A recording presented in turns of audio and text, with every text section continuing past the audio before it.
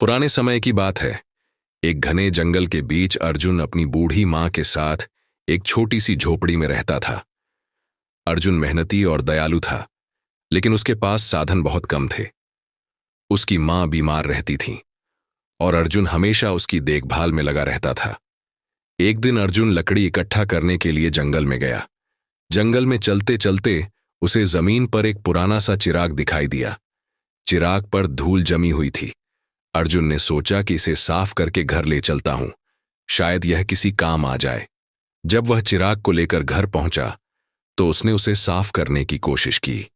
जैसे ही अर्जुन ने चिराग पर हाथ रगड़ा, अचानक उसमें से धुएं का गुब्बार निकला और एक बड़ा जिन प्रकट हुआ। जिन इतना विशाल और शक्तिशाली था कि अर्जुन डर के मारे पीछे हट गया। जिन ने हंसते हुए कहा, डरो मत अर्जुन, मैं तुम्हारा आभारी हूं कि तुमने मुझे इस चिराग से आजाद किया। अब मैं तुम्हारी 3 इच्छाएं पूरी करूंगा। सोच लो, तुम्हें क्या चाहिए। अर्जुन ने थोड़ा सोचा और अपनी पहली इच्छा पूरी की। मेरी मां हमेशा खुश और स्वस्थ रहें, उन्हें कभी कोई तकलीफ ना हो। जिन ने हाथ घुमाया और कहा, तुम्हारी मां अब हमेशा खुश और स्वस्थ रहेंगी।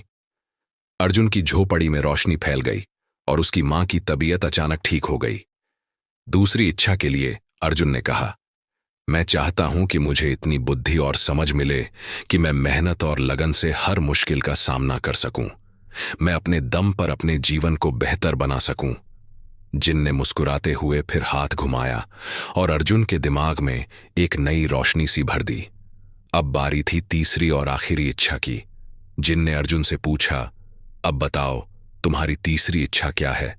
अर्जुन ने थोड़ी देर सोचा और कहा, मेरी तीसरी इच्छा है कि मैं तुम्हें आजाद कर दूं। जिन यह सुनकर हैरान रह गया और फिर खुशी से चिल्लाया, तुमने मेरे लिए जो किया है उसका मैं हमेशा आभारी रहूंगा। तुम्हारा दिल बड़ा और दयालु है।